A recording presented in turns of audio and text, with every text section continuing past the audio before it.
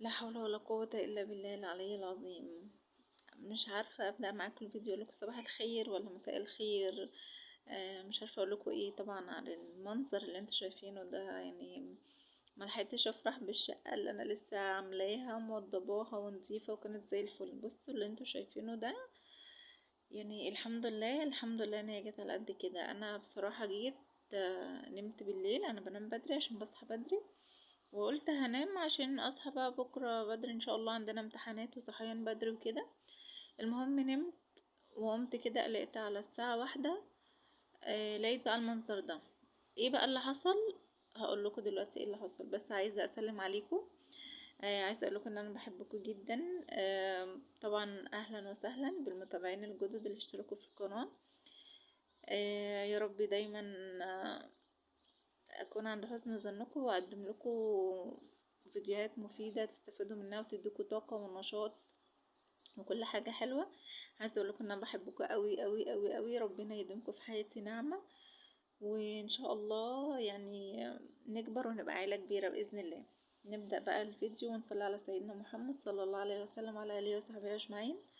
المهم بقى أنا نمت وقمت لقيت على الساعة 1 كده. آه، لقيت بقى الصالة متبهدلة متغرقة مية والمطبخ. ليه بقى؟ أنا كانت المية قطعة، والولاد نسيوا يقفلوا الحنفية. فلما المية جت انا بقى ما حسيتش بيها فراحت.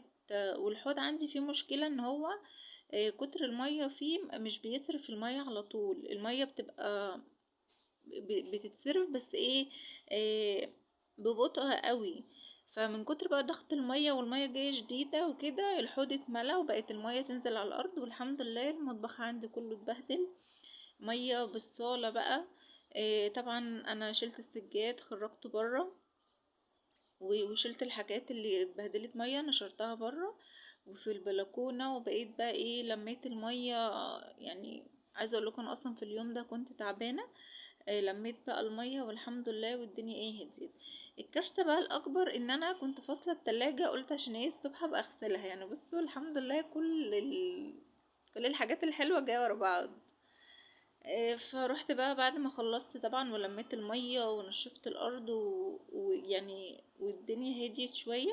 دخلت بقى على التلاجة، انا كنت فاصلاها اصلا، فقلت بقى ايه بالمرة طالما انا كده كده صحيت وطالما كده اشتغلت وعملت، فقلت خلاص بقى هغسل بقى التلاجة وافضيها. طالما اصلا لما بصحى مش هعرف انام تاني، فالحمد لله. وفي اليوم ده كمان لما لقيت الدنيا عندي مبهدله قوي كده والدنيا اتبهدلت، انا بصراحه اتضايقت وكنت قاعده مخنوقه. فقلت بقى اقوم اطلع ايه خنقتي في اي حاجه عشان ما تعبش، عشان انا واحده مريضه قولون عصبي. فالقولون سيقول الذين أشركوا لو شاء الله ما أشركنا ولا آباؤنا ولا حرمنا من شيء. هنا بقى كان تاني يوم معانا الصبح بقى. طبعا صحيت بدري عشان عندي الاولاد عندهم امتحانات وكده، ربنا يوفقهم يا رب جميعا ويصلح حالهم ويبارك فيهم ويفرح قلوبكم كده يا رب بالنتيجة بتاعتهم، ويفرح قلبهم طبعا، وربنا يديهم على قد تعبهم في المذاكرة. وطول السنة بصراحة أتقل سنة شفتها في حياتي هي السنة دي، سنة تقيلة جدا. المهم صحيت بقى صليت شغلت القرآن كده وفتحت البلكونة أجدد الهوا، وحضرت الفطار وعملت لهم كده كوباية قهوة صغيرة خالص عشان ايه يفوقوا كده ويركزوا عشان اليوم معاهم طويل. هنا بقى كانوا فطروا الحمد لله، وقلت بقى ايه اسرح لها ولبست. وقالت لي بقى يا ماما انا عايزه تسريحه جديده عشان ده اول يوم امتحانات، فقلت لها ماشي يا حبيبتي. عملتها تسريحه كده سهله وبسيطه ما بتاخدش وقت وفي نفس الوقت شكلها ايه. ايه شعورك وانت رايحه الامتحان كده؟ مذاكره كله تمام؟ ايه توقعي الامتحان هيجي سهل ولا صعب؟ ان شاء الله باذن الله. يلا بسم الله الرحمن الرحيم. يلا بسم الله توكلنا على الله ولا حول ولا قوه الا بالله العلي العظيم. توكلنا عليك يا رب، يا رب يسر ولا تعسر يا رب. بسم الله الرحمن الرحيم. ما تخلصي امتحانات ورابعة وخمسة وستة بقى يمتحنوا، يعني اسبوعين 3 كده ان شاء الله والنتيجة تطلع. بس عايزة تكبر شوية. بس الشنطة كده على ايديك الاتنين عشان متعش مني. ماشي مهندسك انت. كانت بقى مستنية واحدة زميلتها جت وخلاص بقى متوكلين على الله اهو ماشيين الى المدرسة. انا كنت هنا نازلة، كانت حوالي الساعة 10:30 كده، الشمس كانت طالعة، يعني الجو كان حر شوية بس كويس لحد ما. الجو حر بس الجو حلو دلوقتي، الظهر كده يبقى حر اهو. انا هدخلك اهو يلا. لسه الامتحان ما بدأش.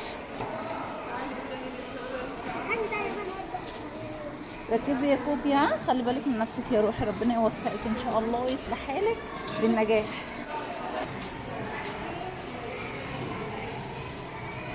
هما يمتحنوا بس صح؟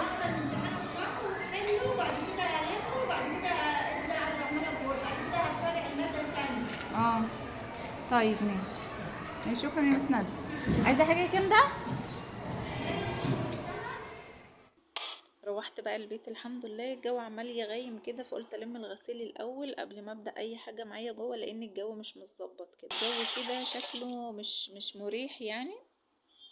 بصوا الدنيا بتمطر سبحان الله بجد، يعني الجو حر ويعني فالدنيا بتمطر سبحان الله. طبعا المطرة دي خير، فالحمد لله ربنا يصلح حالكم وحالنا جميعا يا رب، ويوفق الاولاد كلهم وينجحهم يا رب اللهم امين، ويفرح قلوبكم بيهم. بس خلصت بقى ودخلت على المطبخ، قلت اخلص شوية حاجات كده لحد ايه لما هما يخلصوا بقى ويرجعوا، انجز ايه وقت عشان خاطر ما يبقاش ورايا حاجات كتير.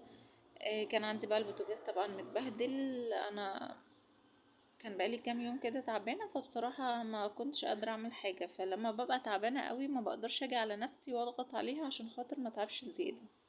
قمت بقى رشيته الباور ده حلو قوي، وغسلته بقى كده، وغسلت كمان الازاز بتاع البوتاجاز غسله حلوه كده علشان يبقى معايا نضيف. عايزه اقول لكم طول ما البوتاجاز معايا بالشكل ده بحس ان انا متعصبه ومتضايقه، ما بحبش ابدا منظره ده، بس يعني الواحد غصب عنه. فحاولي ان انت ما تجيش على نفسك قوي علشان خاطر عشان خاطر حاجه، علشان انت لو جيتي على نفسك قوي انت هتتعبي اكتر ومش هتلاقي حد يشيلك ولا هيقف معاكي. فواحده واحده على نفسك وان شاء الله كل حاجه هتتنضف، هي الدنيا مش كتير يعني. بس صبنته بقى وغسلته ولمعته كده وبقى معايا نضيف وزي الفل. انا بقى بحب شكل البوتاجاز كده، لما بيبقى شكله كده لسه متصبن بحس ان هو ايه لسه شارياه جديد، بيبقى حلو قوي. عايزه اقول لكم بقى اختراع التفل بتاع البن ده تحفه يعني، لو انت ما كنتش تعرفي المعلومه دي حلوة قوي. وانا بحط شوية كده على الصابون والليفة، وببتدي بقى ادعك بيهم الحوض بقى والسيراميك اللي هو عند الحوض ده والحنفية والفلتر، بيخلي الحاجة بصوا بتلمع وجميلة زي الفل. بس قلت بقى اخدهم معايا بالمرة كده على طول على طول، علشان ايه تبقى كل حاجة معايا نظيفة، بما انه بقى الدنيا اتبهدلت فيلا الحمد لله. بس خلصت بقى وغسلت كمان الحيطه اللي معايا دي كانت متبهدله قوي، فقلت اجرب كده واغسلها اشوفها هتنضف ولا لا، فالحمد لله نطفت معايا وبقت حلوه. بس خلصت بقى ورجعت كل حاجه مكانها. بصوا بقى الحوض بيلمع وبقى جميل ازاي. كل ده من التفل بتاع القهوه، حلو قوي، ممكن تحطيه وتحفظيه في التلاجة وتغسلي بيه، بيخلي الألمونتان والبوتاجاز معاكي زي الفل. بصوا بقى شكل البوتاجاز والدنيا بقت نضيفه ورايقه ازاي، ما شاء الله اللهم بارك.